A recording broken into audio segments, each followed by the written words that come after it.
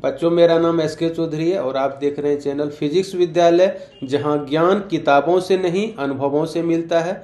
और आज हम लोग करेंगे इलेक्ट्रोस्टैटिक पोटेंशियल एंड कैपेसिटेंस का top NEET PYQs of last 6 years, यानी 2019 से 2025 के बीच जो टॉप नीट पीवाईक्यूज हैं, अच्छे पीवाईक्यूज हैं जो बार बार रिपीट होते हैं, वो हम लोग करेंगे आज।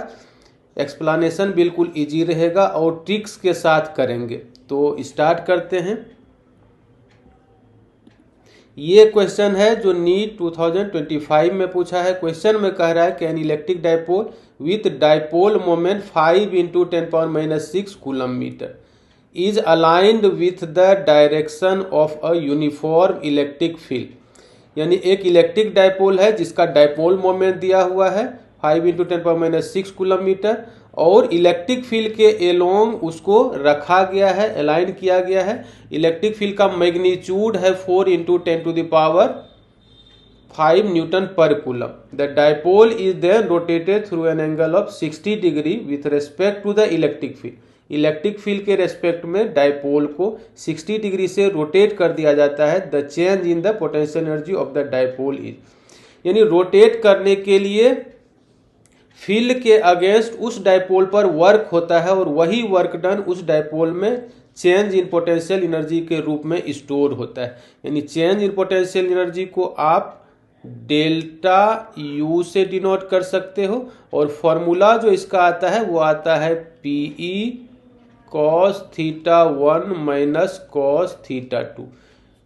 बस ये लगा देना है। P दिया हुआ है 5 × 10⁻⁻6 और इलेक्ट्रिक फील्ड इंटेंसिटी दिया हुआ है 4 × 10⁵ cos 0, यानी शुरू में इलेक्ट्रिक फील्ड और डाइपोल मोमेंट पैरेलल था, अलाइन था।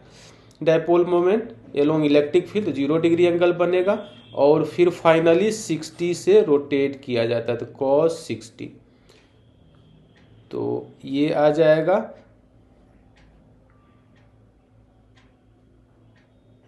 5 × 10⁻⁻6 × 4 × 10⁵ cos 0 1 minus half, cos 60 half, तो ये हो जाएगा हाफ।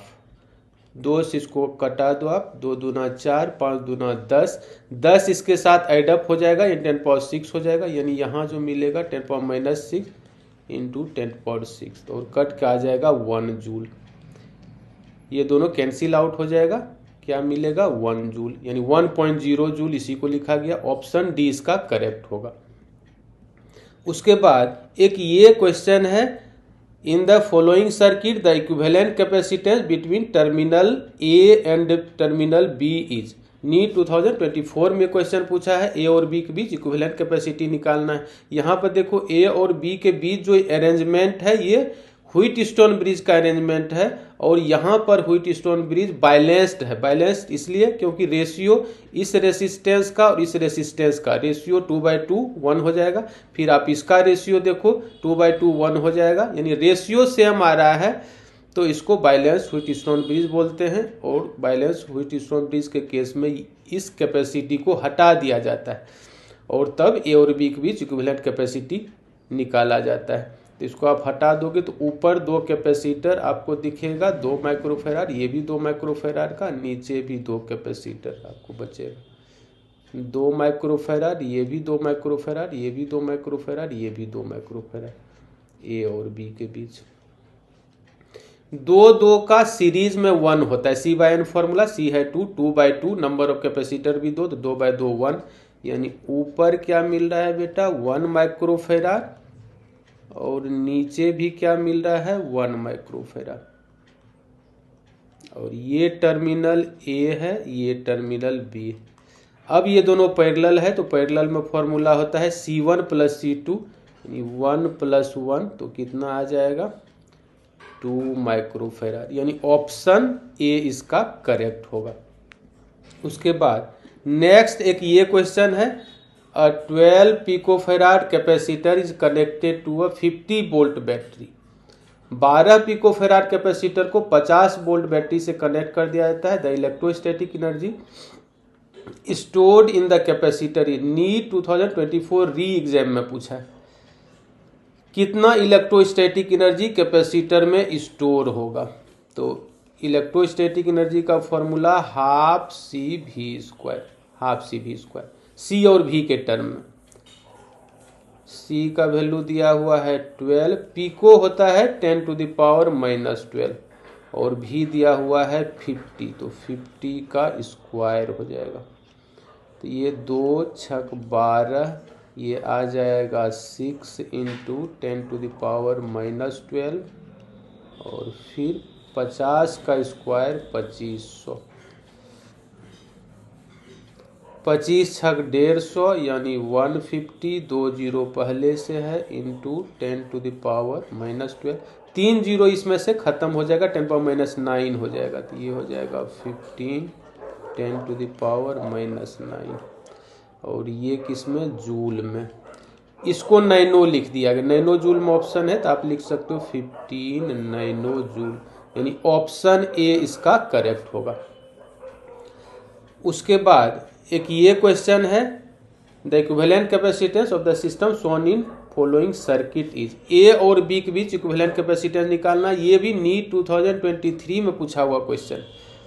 ये दोनों आप देखो पैरेलल में, ये 3 माइक्रोफेराड, ये 3 माइक्रोफेराड के साथ क्या है, पैरेलल में होता है C1 + C2 या 2C आप लगा सकते हो, 2 × 3 ये 6 आ जाएगा, चाहे C1 + C2 3 + 3 6, यानी ये 2 माइक्रोफेराड, ये मिला ये 2 माइक्रोफेराड, ये 6 माइक्रोफेराड हो गया। 2 नहीं 3, ये क्या है बेटा 3 माइक्रोफेराड और ये 6 माइक्रोफेराड। ये पॉइंट है ए, इधर ये पॉइंट है बी। ये दोनों अब सीरीज में हो गया, 3 माइक्रोफेराड 6 माइक्रोफेराड। तो सीरीज में फॉर्मूला होता है सी सीरीज के लिए C1 C2/C1 + C2 यानी 3 × 6/3 + 6, 3 + 6 कितना होगा 9, तो 3 3 जा 9, 3 2 जा 6, ऑप्शन हो जाएगा सी 2 माइक्रोफेराड। ये इसका आंसर होगा इक्विवेलेंट कैपेसिटी का।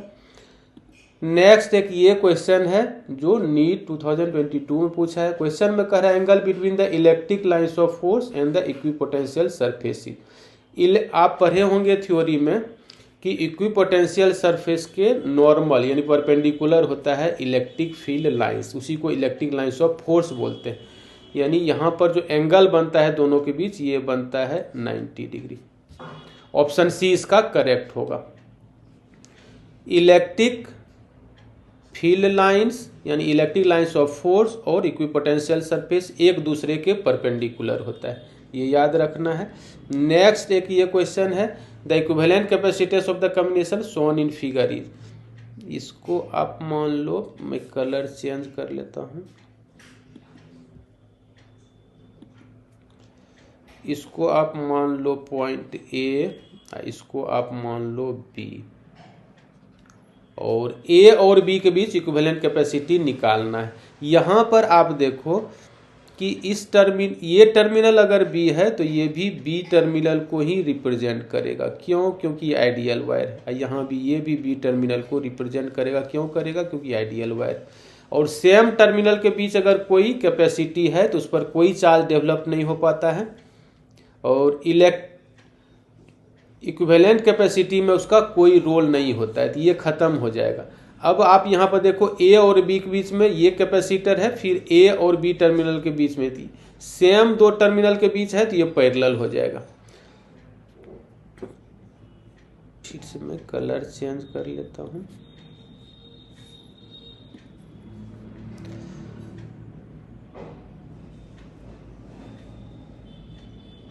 ए और बी के बीच में एक ये हुआ सी, एक मिनट, ए और बी के बीच में ये सी, अब फिर ए और बी के बीच में सी, इधर ए है आपका, इधर बी है, ए और बी के बीच ये सी है, दोनों पैरेलल में है। सी + सी क्या आ जाएगा 2C, यानी सी इक्विवेलेंट जो पैरेलल में आएगा ये आएगा 2C, यानी ऑप्शन सी इसका करेक्ट हो जाएगा। उसके बाद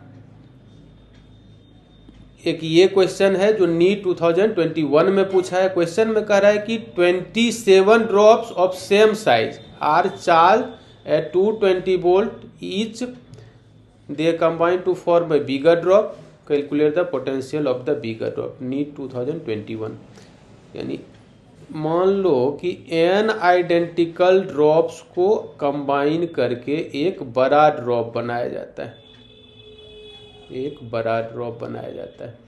और आप पढ़े होंगे कि इस ईच का अगर पोटेंशियल v है और इसका पोटेंशियल इस बड़े ड्रॉप का v डैश है, तो v dash is equal to, आपको याद रखना है, n to the power 2/3 into v, ये याद रखना है।